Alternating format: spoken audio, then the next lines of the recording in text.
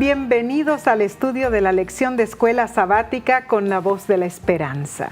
Si te has conectado por Facebook o YouTube o por televisión, te agradecemos por acompañarnos y oramos a nuestro Padre Celestial que seas grandemente bendecido.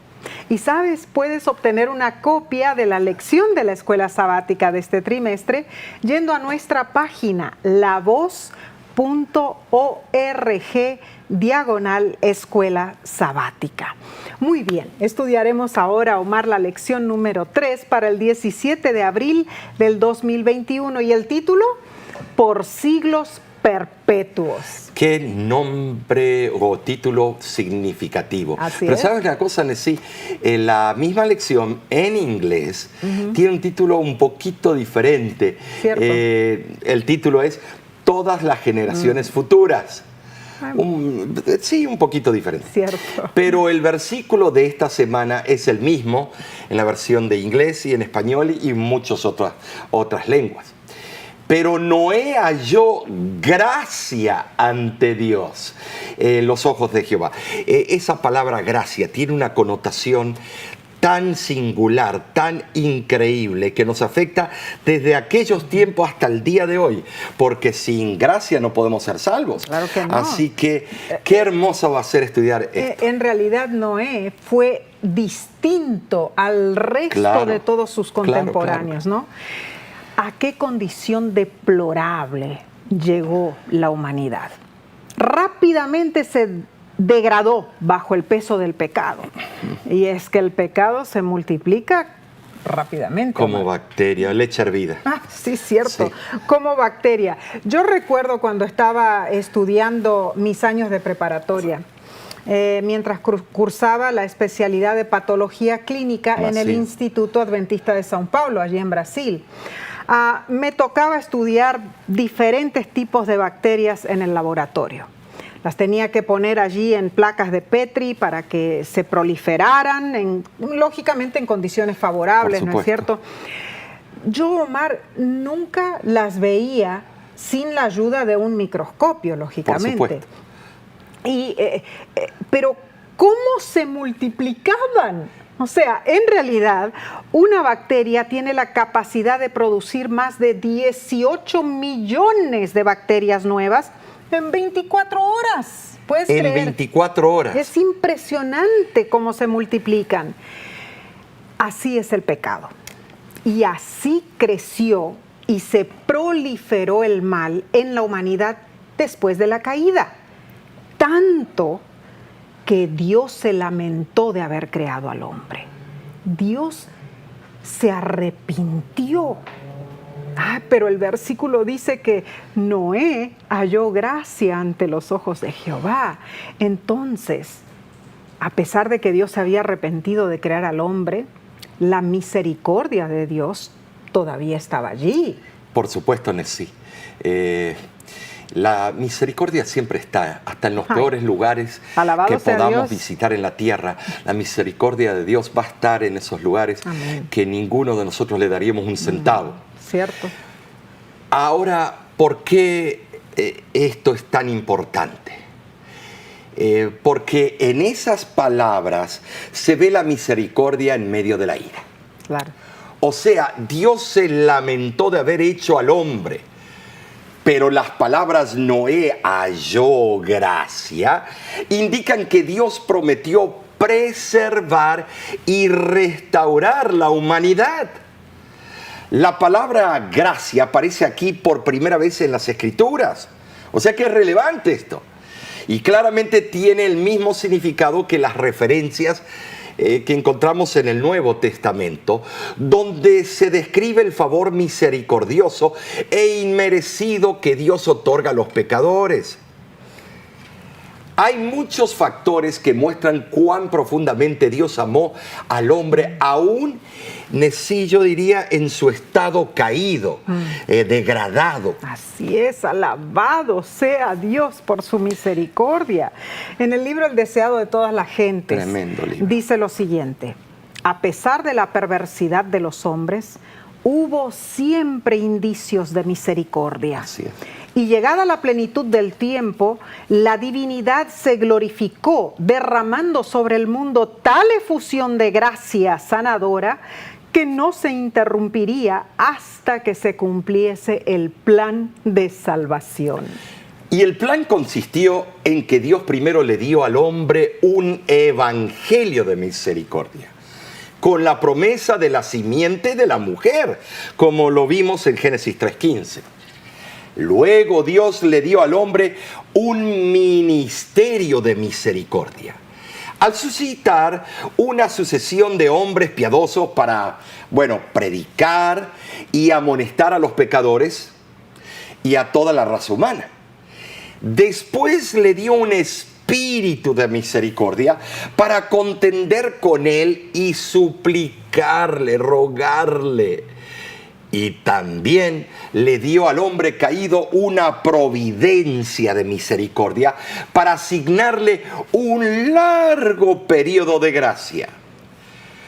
Una concesión adicional de misericordia, podemos decir, 120 años antes de ejecutar la sentencia. Wow, y tremendo. finalmente Dios dio al hombre caído un ejemplo de misericordia al salvar a los justos mientras los demás eran destruidos. Y este antiguo ejemplo de gracia y misericordia constituye en realidad una fuente de seguridad y esperanza para los creyentes que viven en el tiempo del fin, para nosotros, ¿no es cierto? Exactamente. Un tiempo que Cristo mismo, como tú lo has dicho, lo comparó con el tiempo de Noé, cuando él mencionó en Mateo 24 esas palabras. Pensemos en esto. Sus fieles seguidores pueden estar seguros de que Dios los aceptará. Así como aceptó a Noé, también los preservará en medio de las calamidades que sobrevendrán en el tiempo del fin. Y les proporcionará seguridad en el juicio venidero. Esto es claro y verídico a través de las escrituras, de las santas escrituras. Dios así lo aclara, ¿no es cierto? Qué hermoso es conocer en persona al Dios de misericordia. Cierto. Todas las facetas de la palabra misericordia que hemos visto. De verdad, Dios le dio oportunidad al mundo antediluviano, lo mismo que está dando hoy en día. Así es. Pero la gran mayoría de los seres humanos somos ingratos. Muy cierto. Así que es impresionante. Es cierto. Ahora pasemos a la lección del domingo 11 de abril. Se titula El principio del pecado. Ahora, en esta lección es interesante que comienzan así con Génesis, capítulo 6, versículo 5, diciendo lo siguiente: y vio Jehová que la malicia era mucha. Sí, qué contraste con Génesis 1:31, donde dice que Jehová vio que todo lo que había hecho era bueno en gran manera. Difícilmente podría el lenguaje humano presentar un cuadro tan, yo diría, de depravación humana. Es triste a la bajeza que llegamos. Así es. No quedaba nada bueno en los hombres. Estaban corrompidos hasta la médula. Qué horrible. Sus mismos pensamientos estaban compenetrados del mal. La palabra pensamiento, ¿sabes, Nesí? Viene de yetzer, que significa invención o formación, y se deriva del verbo inventar, formar, yatzar. Eso era el producto de un corazón malo. Jesús dijo que del corazón salen los malos pensamientos, porque producen los homicidios. Él da una lista: homicidios, adulterios, fornicaciones, hurtos y los falsos testimonios, las blasfemias, como lo dice Jesús en Mateo capítulo 15, versículo 19. Cierto. Ahora, el corazón era considerado como el centro de las facultades más nobles de la mente. El corazón en sí no piensa, se refiere al intelecto, el cerebro. La conciencia y la voluntad se refiere, esos son los sentimientos, las acciones del corazón. Ahora, un corazón contaminado infecta toda la vida en sí. Es como una fuente de agua o un ojo de agua que está contaminado, afecta todo el arroyo. Muy cierto. Así que Pero es terrible. la pregunta es, Omar, ¿cómo pudo empeorar tanto? En serio, ¿eh? Con tanta rapidez, igual que las bacterias que se multiplican velozmente, como vimos, así también el pecado. Pero si nos ponemos a pensar, ¿cuántos de nosotros, al mirar nuestros propios pecados, no nos hemos preguntado a veces, ¿cómo es que todo empeoró tan rápido? Oh, cada rato nos llegan, después de la campaña de la noche nos llegan y nos hacen esa pregunta casi siempre. Claro, claro. Para ver la progresión destructora del pecado, debemos ver las 8 etapas del descenso. Y veamos. La primera etapa del descenso destructor del pecado se encuentra en Génesis 3:6. Dice, y vio la mujer que el árbol era bueno para comer y que era agradable a los ojos y árbol codiciable para alcanzar la sabiduría, y tomó de su fruto y comió y dio también a su marido, el cual comió así como ella. La codicia es la primera etapa, Omar. La segunda etapa se encuentra en Génesis capítulo 3, versículo 11 al 13. La mujer que me diste, la serpiente me engañó. La segunda etapa es la mentira.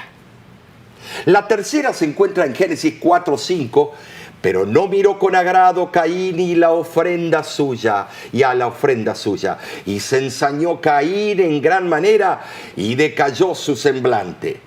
La tercera es la rebeldía. Dios le había dicho claramente a Caín que el único sacrificio era de sangre. Tenía que ser un corderito, un animal limpio, de acuerdo a Levíticos 11. Pero se rebeló. Se rebeló.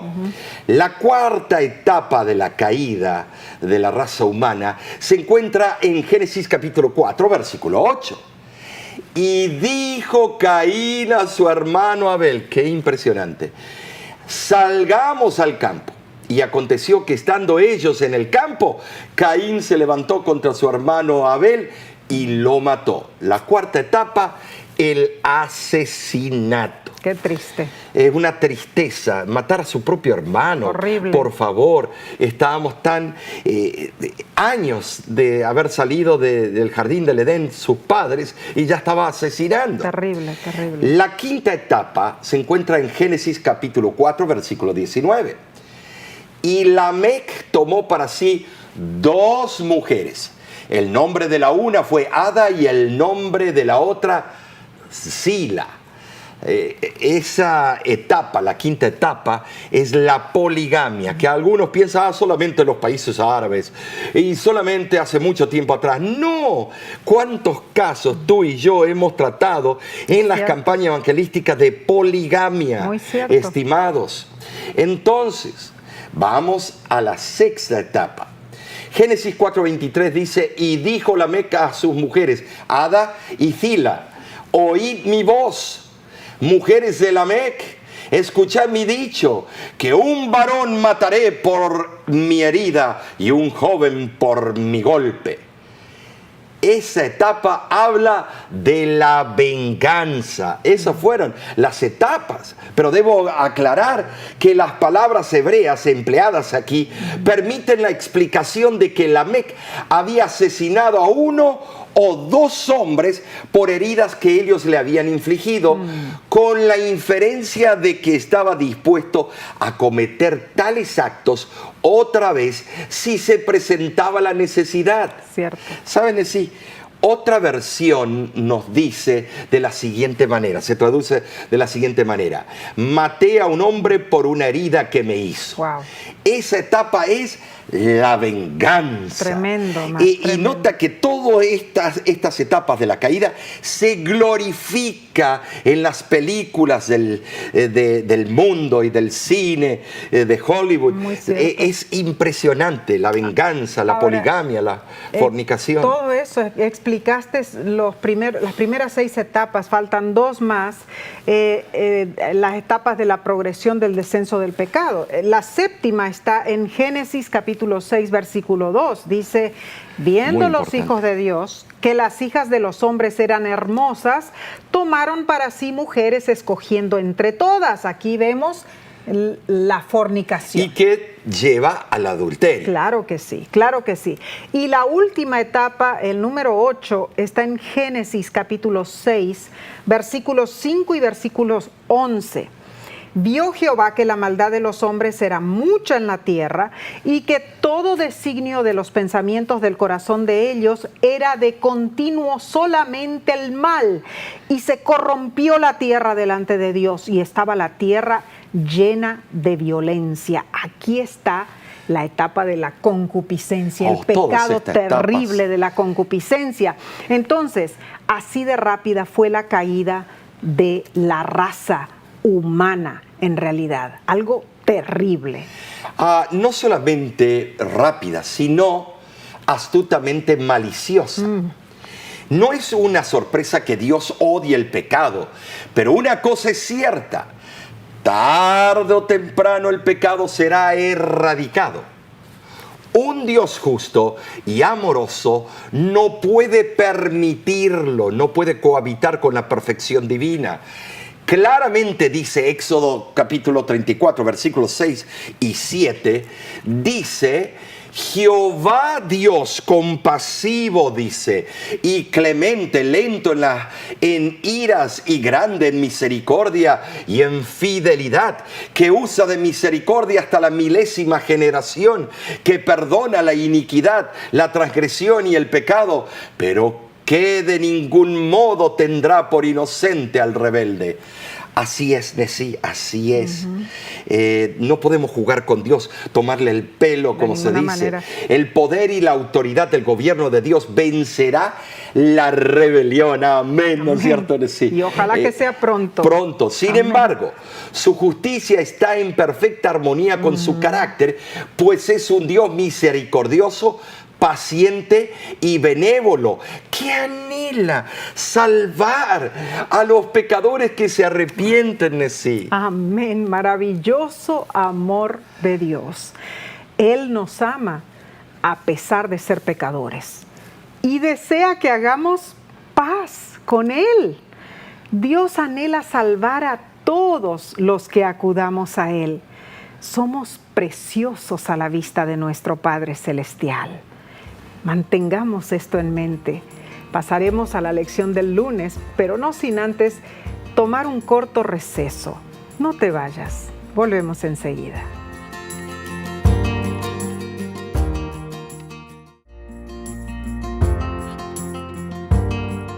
Gracias por acompañarnos en este precioso estudio de la lección de la escuela sabática. Estamos en el día lunes 12 de abril y esta parte se titula El hombre Noé. Dios utilizó palabras muy especiales, Omar, para describir a Noé, ¿no es cierto? Sí, Dios dijo que Noé era varón justo. ¿Podrá Dios decir eso de nosotros? Perfecto. Y que con Dios caminó. Pero tenemos que notar que por muy perfecto y justo que fuera Noé, aún así era un pecador que necesitaba la gracia y el favor inmerecido de Dios. Por ejemplo, cuando salieron del arca, Noé se emborrachó.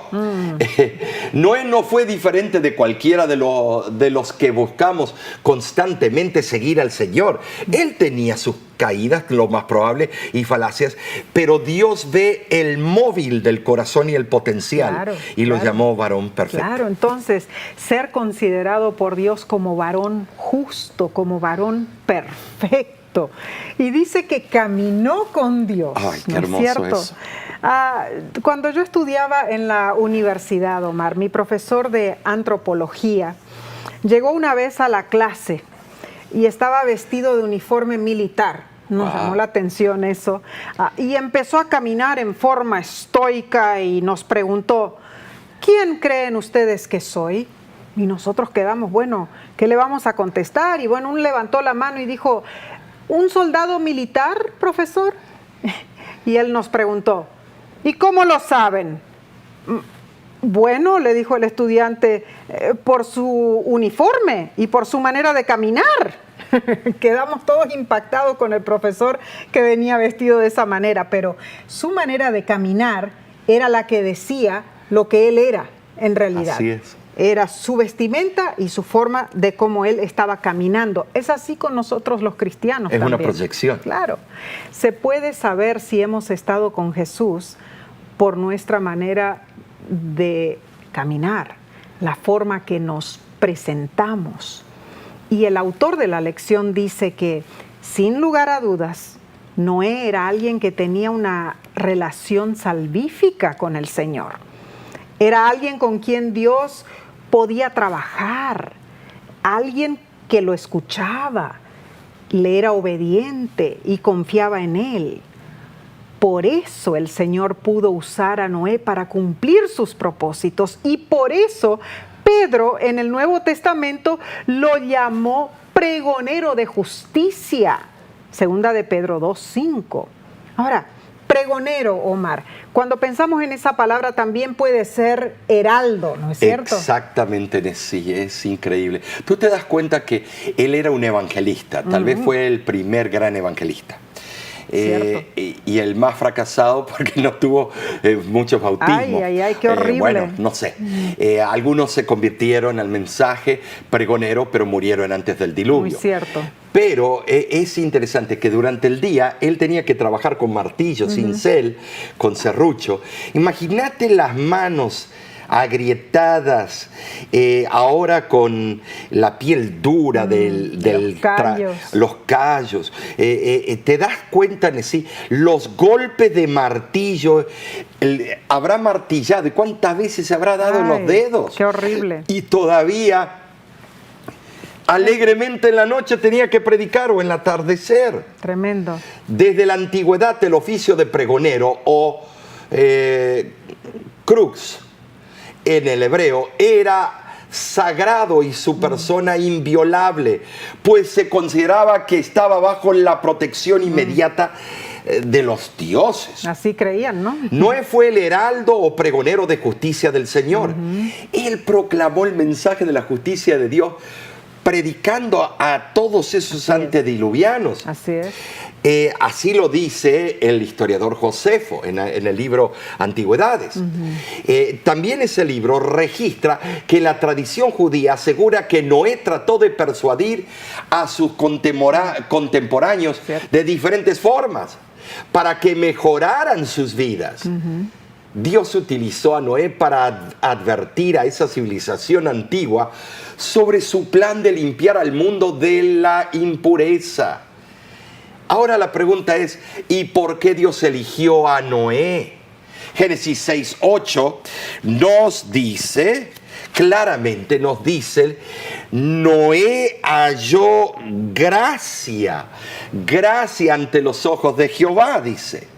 Y así como Dios sostuvo a su testigo fiel Noé, Él no olvidará a sus fieles seguidores que vivimos en estos tiempos de sí, en el fin de los tiempos. Muy cierto, Omar, pero debemos considerar entonces nuestra propia vida. Claro. Y preguntarnos lo siguiente, ¿podría decirse de nosotros que somos como Noé, justos, perfectos y que caminamos con Dios? Bien lo advierte Efesios 5:15. Mirad pues con diligencia cómo andéis. Esa es nuestra responsabilidad delante de Dios, claro, ¿no es cierto? Pero sigamos, Omar, con esta importante y emocionante lección. El día martes 13 de abril nos presenta el pacto con Noé. Creo que estamos profundizando un poquito la introducción de la semana pasada. Los pactos en diferentes eras o tiempos escatológicos. Claro, claro. Ahora, en Génesis 6:18 dice, mas estableceré mi pacto contigo y entrarás en el arca tú tus hijos, tu mujer y las mujeres de tus hijos contigo. Te das cuenta, Nesí, en este versículo vemos la base del pacto que Dios hace con la raza humana. Es un acuerdo entre Dios y la humanidad.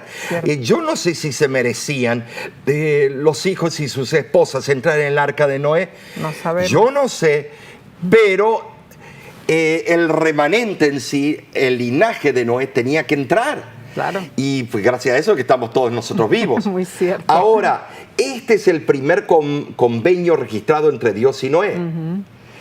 Al concluir un pacto con Noé, Dios fortaleció la confianza de ese varón justo en la seguridad del cuidado divino. Sin importar lo que ocurriera, Noé ya sabía que él y sus descendientes estarían a salvo. Wow, me gusta, Omar. Oh, eso es tremendo. ¿Cómo lo has explicado? Así que los padres tenemos la influencia para llevar a nuestros hijos a la salvación. Claro, claro. La promesa de Dios incluía aún a los hijos de Noé. Pensemos en esto, a los hijos de Noé que no habían nacido y a sus esposas que tampoco habían nacido. Claro, en porque esa al principio de la vida de Noé no estaba todavía la descendencia, pero Noé ya sabía lo que iba a acontecer. Claro, cuando Dios le dio esa promesa a Noé, él todavía no tenía hijos. Pues dice la Biblia que él engendró a sus 3 hijos a los 500 años después de los 500 años de edad. Eso lo dice en Génesis 5:32. Así es. Dios le dio la promesa cuando él tenía 480 años. Y sabemos, de acuerdo a Génesis 7:6, que Noé tenía 600 años de edad cuando vino el diluvio. Entonces, la fe de Noé se demuestra por el hecho de que después de haber sido advertido por Dios que una gran inundación vendría, él hizo preparaciones prácticas para algo que él aún no veía. Noé tenía un motivo: a construir el arca. ¿Por qué lo hizo? Fue el temor reverente a Dios que impresionante. lo impactó. ¿Te das cuenta, Nesí, de que Set, uno de los hijos de Noé, vivió después del diluvio un buen tiempo y él contaba lo que pasó y vio y la predicación de su padre, y hasta Abraham conoció al hijo de Noé? Tremendo. Entonces hay un seguimiento, un plan de seguimiento de parte de Dios. El hijo mayor de Noé ya habría tenido 120 años. Sí, es increíble. Años, y cuando llega a encontrarse con Abraham y todo, ya era un hombre anciano. Claro. Ahora, debemos entender que la historia de Noé y el diluvio demuestra tanto juicio como salvación. Sí, las dos cosas. Dios es un Dios de juicio justo, quien debe castigar el pecado, pero más maravillosamente, Él es un Dios que ha proveído un camino para escapar su juicio. Amén. Escapar no por la tangente, de frente. De frente. Lo hizo por Noé, por medio del arca. Sí. Ahora, cuando Dios le dijo que debían entrar en el arca, había una acción que se debía llevar a cabo. Noé tenía su parte que hacer y si no lo cumplía, el pacto se rompería. ¿Qué hubiera pasado, Nesí, si ese pacto que hizo con Noé se hubiera quebrantado? Noé no se hubiera acatado al pacto. No lo sabemos, pero sí podemos deducir. Wow, y no creo que debiéramos saberlo en detalle, Omar, pero lo que sí sabemos es que Dios espera que nuestra fe sea acompañada de obras. O sea, a Noé le dijo, ¿verdad? Sí. Tú tienes que hacer esto, esto y esto y esto para que seas salvo. De una manera u otra, la fe acompañada de obras. Se cuenta la historia del gran misionero Hudson Taylor. Que bautista, es un gran pensador de los bautistas del sur. Sí, claro, él en el siglo XIX dice que se fue a China y viajó en un barco de velas. Mientras se acercaba a la península de Malay y la isla de Sumatra, este misionero recibió la visita del capitán del barco en su cabina, que le dijo desesperado: «Señor Taylor, no hay viento y estamos acercándonos a una isla donde se encuentran los caníbales». «¿Qué puedo hacer?», preguntó el señor Taylor. El capitán le respondió: «Señor Taylor, yo entiendo que usted cree en Dios. Necesito que usted ore a Dios para que nos mande viento». «Está bien, capitán, yo lo haré», dijo el señor Taylor. «Pero primero usted necesita levantar y abrir las velas». «Pero eso sería una locura», dijo el capitán. «No hay nada de viento y los marineros creerán que soy loco». «Bueno», le dijo el señor Taylor, «si usted no lo hace, yo no podré pedir a Dios que mande viento». Al fin, el capitán se sometió a lo que el señor Taylor le pedía. Y después de 45 minutos, cuenta la historia, el capitán regresó y encontró al misionero Taylor todavía de rodillas orando, Omar. «Señor Taylor», lo llamó el capitán, «ya puede dejar de orar». Amén. «No sabemos ni qué hacer con todo el viento que tenemos», dijo el capitán. Esto es cierto. Lo cierto es que el pacto de Dios con Noé no estipulaba solamente que creyera en Dios, sino también en actuar. ¿No es cierto? Es algo impresionante. Ese relato nos muestra, él fue un gran predicador, misionero alrededor del mundo, así como lo fue David Livingstone, lo fueron otros que fueron a predicar con una fe, valientes, arriesgaron sus vidas, agarraron malaria, fiebre amarilla, lo que sea, pero ese era el fervor, valientes en la fe. Así fue Noé, así fue Abraham, así fueron grandes patriarcas de la Biblia como Gedeón, Nesí. No nos podemos olvidar de él. Ahora, Nesí, el autor de la lección, nos formula varias preguntas. Dios dice que es mi pacto, Nesí. Bueno, ¿qué nos dice esto sobre la naturaleza básica del pacto? ¿Qué diferencia habría en nuestro concepto del pacto si el Señor lo hubiera llamado nuestro pacto? Interesante esto, porque un pacto siempre se hace entre dos entidades. Veamos entonces lo que la lección hace hincapié. Número 1, al establecer mi pacto con Noé, Dios muestra nuevamente su gracia. Número 2, muestra que está dispuesto a tomar la iniciativa para salvar a los seres humanos de los resultados de sus pecados. Amén. Y Nesí, en resumen, el número 3. Este pacto no debe verse como una especie de unión entre iguales. Jamás. En la que cada socio del pacto depende del otro. No. Este es pacto de Dios. Amén. Como Él lo afirmó, mi pacto. No te alardes, no te creas mucho la divina pomada, hijo. No. Es mi pacto, yo te estoy dando todo, tú no me puedes dar nada. Lo único que puedes dar, tu voluntad en mis manos. Debemos entonces citar al autor de la lección, Omar, cuando escribió lo siguiente. Sí.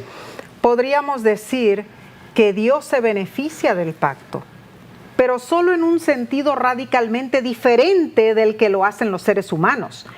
Él se beneficia porque aquellos a quienes ama recibirán la vida eterna, una satisfacción no pequeña para el Señor. Entonces, la verdad, Omar, es que debemos vivir en la dimensión de la fe y bajo la fe. Amén. Ahora, es importante, Omar, que tomemos esto bien en serio, porque vivir por la fe y bajo la fe, está lindo decirlo, ¿no es cierto? Sí, de la boca para afuera. Pero es profundo el pensamiento. Claro, porque tiene que nacer de la parte, como dice en el Antiguo Testamento, del corazón, claro, de los sentimientos, claro, y además del intelecto. Y poner en práctica lo que Dios quiere que pongamos en práctica. Claro, no estar de rezongones, no estar quejándonos todo el tiempo. No, Señor, ¿por qué me pides esto? Claro que no. Pero esta lección sigue, es emocionante. Es una lección que mientras más tú y yo la hemos estudiado, más nos impacta. Amén, amén. Así que pasaremos al día miércoles. Pero antes haremos una corta pausa. Volvemos enseguida, no te vayas.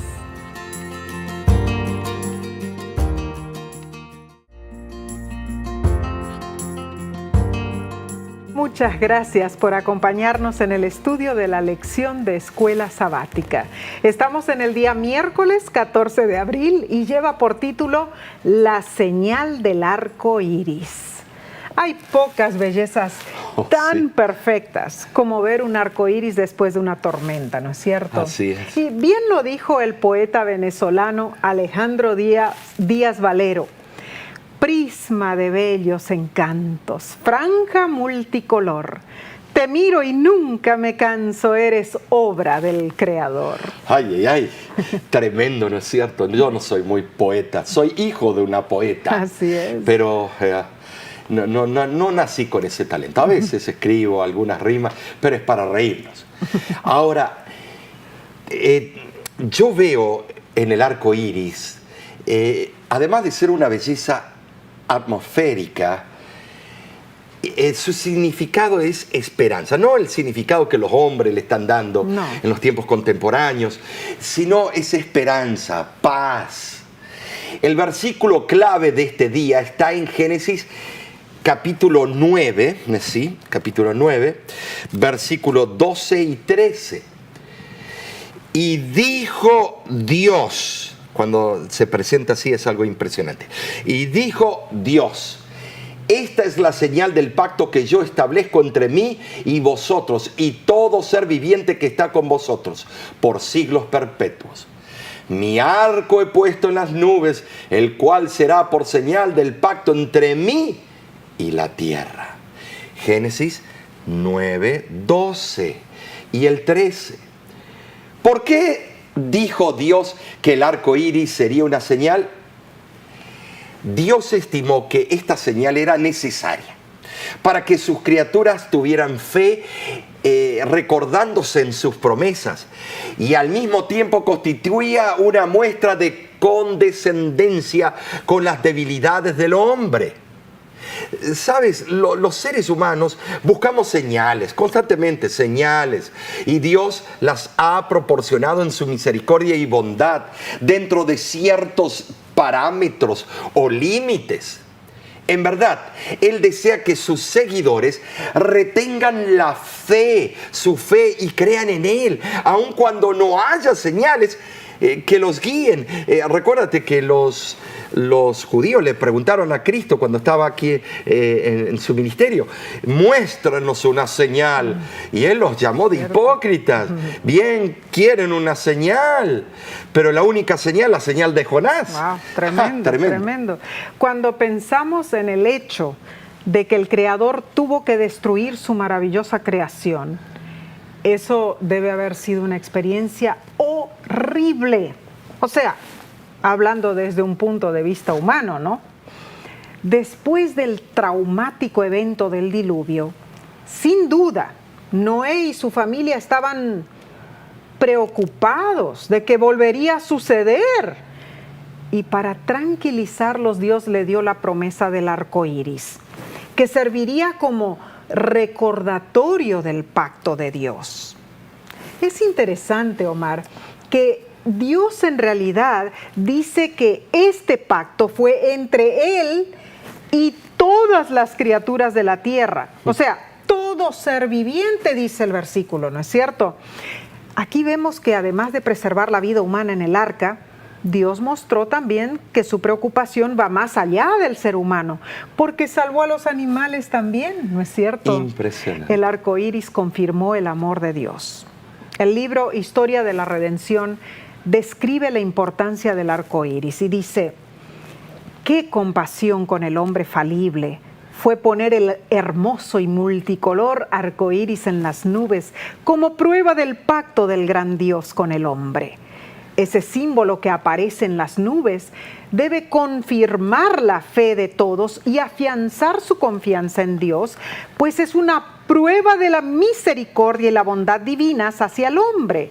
Y que aunque el Señor se vio obligado a destruir la tierra por medio del diluvio, su misericordia sigue envolviendo el planeta. Dios dijo que se acordaría del hombre cuando viera el arco iris en las nubes. Ahora, ¿te acuerdas, Nessie, cuando fuimos de viaje a Kauai, en el estado de Hawái, en Estados Unidos? Y fuimos a escalar ciertos lugares y a ver la fauna, la flora. ¡Ay, no! ¡Qué hermoso! Se llama la isla de los arcoíris, porque como llueve tanto en algunas partes, es tanto el verdor, todo, que constantemente había arcoíris y no nos cansamos. Vimos uno y parábamos a sacar fotos. Venía el próximo y parábamos a sacar fotos. Todos los días había arco iris. Todos los días había un arco iris, todas las tardes, y estábamos como si no habíamos visto uno y acabamos de ver un montón. Son preciosos. El arco iris inspira. Es un fenómeno físico natural, es un símbolo adecuado, no lo que el hombre lo aplica, sino lo que Dios lo aplicó y le dio su significado. Nos dice el comentario bíblico adventista que el establecimiento del arco iris como una señal de la promesa de que no habría nunca más otro diluvio presupone que el arco iris apareció entonces por primera vez en las nubes.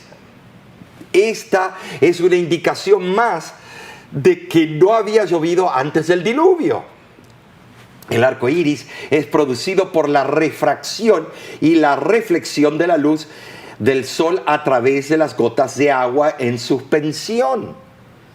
Por lo tanto, es cierto lo que la Biblia decía, que no había llovido antes del diluvio. Muy cierto. Pero hay algo que debemos mencionar, siendo que las condiciones climáticas serían diferentes después del diluvio y que en la mayoría de las partes del mundo las lluvias tomarían el lugar del anterior y benéfico rocío para humedecer la tierra. Convenía que Dios utilizara algún medio para aquietar los temores de los hombres cada vez que comenzara a llover. Así es, Omar, si no estaríamos todos corriendo asustados. Corriendo y buscando el monte Everest. Cada vez que caiga una gota de lluvia, ¿no? Ahora, Juan vio en visión un arco iris que rodea el trono de Dios. Así dice Apocalipsis 4, versículo 3. Nosotros contemplamos el arco iris para recordar la promesa de Dios, pero Dios mismo lo contempla en su trono para recordar y cumplir su promesa para con nosotros. En verdad, en el arco iris convergen la fe y la confianza del hombre con la fidelidad y la inmutabilidad de Dios. ¿Por qué digo esto? La luz santa que emana del sol de justicia, Cristo Jesús, tal como se ve por el ojo de la fe, a través del prisma de las experiencias de la vida, revela la belleza del carácter justo de Dios. Ahora, Nessie, eso es algo precioso. Hermoso pensamiento. Porque si tú te das cuenta, cuando contemplamos el sol de justicia, y cómo refleja sus colores bellos de la salvación, la redención, todo lo que hizo por nosotros. La verdad que Él es el sol de justicia y su arco iris decora su semblante. Amén, amén. Y la lección nos hace meditar cuando nos dice que este pacto no se presenta con obligaciones específicas de lo que nos toca a nosotros. No. Sabemos que la parte de Dios, por supuesto, es no destruir nunca más el mundo con un diluvio, pero conociendo lo que simboliza el arco iris, ¿cómo podría influir sobre nosotros para vivir en obediencia al Señor? En otras palabras, ¿hay obligaciones implícitas de nuestra parte cuando miramos al cielo y vemos ese arco iris? Si pensamos en el contexto en el que se dio el arco iris, podemos aprender muchas lecciones prácticas para nuestra vida. Entonces, Omar, pasemos a la lección del jueves 15 de abril, que se titula «Quedó solamente Noé». Ay, ay, ay, qué soledad eso, sí. Este título trae una insinuación de tragedia. Así es. Parece Shakespeare, las tragedias de Shakespeare o las famosas películas francesas, que todo artista principal termina muerto. Esto es bravo. Tiene connotaciones tan trágicas que nos hace reflexionar sobre cuánto ha tenido que hacer Dios para con aquellos a quienes ama, aquellos que se niegan a aceptar su oferta de vida. Y esto es relevante, muy relevante. Esto es impresionante. Como resultado, Él tuvo que actuar con decisión. Ahora, voy a leerles de Génesis capítulo 7, versículo 23. Y dice así: y así fue destruido todo ser que vivía sobre la faz de la tierra, desde el hombre hasta la bestia, los reptiles y las aves del cielo, y fueron raídos de la tierra, y quedó solamente Noé y los que con él estaban en el arca. Es interesante notar, sí, que en estos versículos se muestran todos los animales que fueron destruidos. Pero no se menciona los peces. No. Los peces no podían dos ballenas ir de dos en dos entrando en el arca. No. Bueno, ya estaban en el agua. Estaban en el agua. Este versículo usa la palabra quedó. Proviene de la raíz que transmite la idea de un remanente, una palabra muy relevante, porque en el tiempo del fin ese es el grupo que será salvo. Claro. Entonces el concepto del remanente en la Biblia es importante porque para ser parte de ese remanente no es la membresía de una iglesia que te salva, sino las características. Tienen la paciencia, son santos, guardan los mandamientos y tienen la fe de Jesús, Apocalipsis 14:12. Claro que sí. El autor de la lección menciona 3 ejemplos del uso de esta importantísima palabra remanente en el Antiguo Testamento. En primer lugar, Génesis 45:7. Dios me envió delante de ustedes para preservarles un remanente en la tierra y para guardarlos con vida mediante una gran liberación. Número 2, Isaías 4:3. Y acontecerá que el que quedare en Sión y el que fuere dejado en Jerusalén será llamado santo. Y número 3, Isaías 11:11. Asimismo acontecerá en aquel tiempo que Jehová alzará otra vez su mano para recobrar el remanente de su pueblo que aún quede. Como leíste, sí, es tremendo. En Génesis 45:7 vemos el énfasis que se hace a este concepto de remanente, cuando explica la experiencia y resultados de la vida de José. Podemos ver cómo él repitió su aserto de que era Dios quien lo había enviado a Egipto con un propósito definido.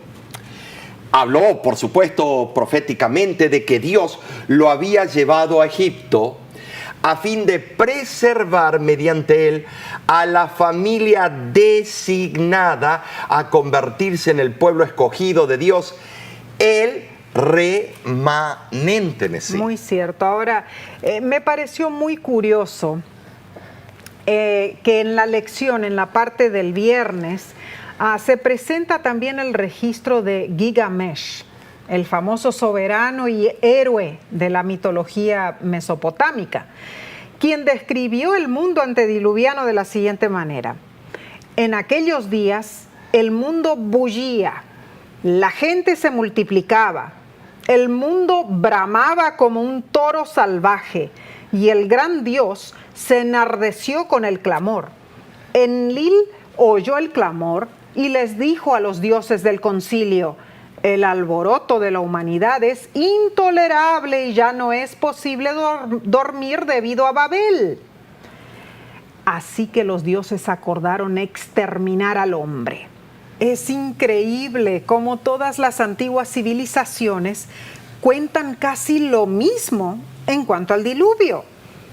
O sea, demasiada coincidencia que todas estas civilizaciones se pongan de acuerdo cuando algunas ni siquiera se conocían entre sí. Sin embargo, es muy triste porque son millones hoy en día que niegan el diluvio, niegan a Dios y niegan su santa palabra. Cuán cierto, Nesí. Al estudiar esta semana comprobamos el misericordioso interés que Dios tiene en la humanidad y su divino deseo de otorgarle salvación. Ay, ay, ay. Yo lo veo a Dios con toda esta maldad y todavía Él quería darnos una vía de escape. Vimos cómo Dios consideró a Noé justo y perfecto, pero aprendimos que en el Antiguo Testamento la palabra perfecto no siempre significa libre de pecado. Un hombre es perfecto si no persiste en sus acciones culpables, si las rechaza y busca la misericordia de Dios. Así es. También aprendimos que justo significa libre de pecado. Claro. En el Antiguo Testamento, un hombre justo es un pecador que odia su pecado, lo rechaza, confía en Dios, busca la obediencia y disfruta de la aceptación por la gracia. Amén. La gracia es el principio y el fin. El hermoso pacto de Dios que afirmó con Noé, por ejemplo, aseguró su protección de la apostasía mundial que reinaba en ese tiempo. Fue lo que definitivamente salvó a Noé y a su familia de la tragedia del diluvio. Tremendo. Y ahora debemos siempre recordarles, sí, que Cristo en su sermón apocalíptico, cuando Él hablaba del tiempo del fin, Él dijo, como en los días de Noé será la venida del Hijo del Hombre. Así es. Entonces, la falta de fe, la falta de acciones buenas de acuerdo a la voluntad de Dios, la pecaminosidad reinante en todos lados. Así. Quitaron sus ojos del Creador. Y eso es lo que está pasando hoy día. Claro. ¿No es cierto? Es interesante que dicen, pero antes no había libros, o sea que era de boca en boca, entonces se perdió ese fervor del Creador y del Jardín del Edén. Pero hoy que tenemos libros, somos peores. Libros, internet y qué la red social, podemos entrar y ver la opinión de todos los teólogos habidos por haber del mundo. Podemos deducir, sacar materiales de la arqueología. Podemos hablar como tremendos expertos solamente indagando en la red social. No, estimados. Nos ponemos no es por a negar la lectura, la eficacia de la palabra de Dios. Negamos la eficacia. Ay, qué triste. Fue tan maravilloso el pacto eterno que Dios hizo con nosotros. ¿Qué hizo con Noé? Con su familia. Luego más adelante veremos otras etapas de los pactos que Dios hizo a través de la historia y las generaciones, como el título en inglés de esta lección nos dice. Todas las generaciones. Todas las generaciones tuvieron el pacto. Es lo mismo en esencia, nada más que cuando vino el Hijo de Dios y murió por ti y por mí, ese pacto fue sellado con su insignia marcado sobre la sangre cruenta vertida en la cruz por el Hijo de Dios, Cristo Jesús. Así es, y me hace recordar, Omar, justamente una carta que recibimos de un jovencito que estaba diciendo cuán sucio él se sentía delante de Dios. Jovencito, habrá tenido sus 18, 19 años. Pero él dijo, me siento sucio, pero sé que Dios tiene un plan para mí. Qué maravilloso. Es el hecho de reconocer nuestra condición de pecadores y confiar que Dios tiene un camino mejor. Así es. Dios sabe cuál es la salida, por dónde debemos caminar para evitar las cosas feas del pecado. Es cierto, estamos rodeados de pecado. Claro. Pero podemos vivir como una persona justa. Como aprendimos en el Antiguo Testamento, una persona justa es aquel que rechaza el pecado. Ahora, Messi, esto no acaba aquí. La lección próxima es aún más fascinante. Va escalando cada vez más. ¿Qué? Las telenovelas. Ven a estudiar la lección con la voz de la esperanza. Es lo mejor. Y te voy a decir, vamos a gozarnos porque vamos a estudiar cosas muy profundas. Además de eso, te esperamos por este mismo medio para estudiar una fascinante lección o por el medio que utilices. Te esperamos. Estudia el título de la lección que viene, la semana que viene. ¿Cuál es? Un pacto eterno. Va a estar buenísimo. Aprenderemos el significado de los nombres que Dios usó para identificarse y mucho más. Te invitamos a estudiar la palabra de Dios con nosotros. No te lo pierdas. Y de nuestra parte, ¿qué le decimos? Nos despedimos y te decimos a ti y a los tuyos que Dios les bendiga. Hasta la próxima.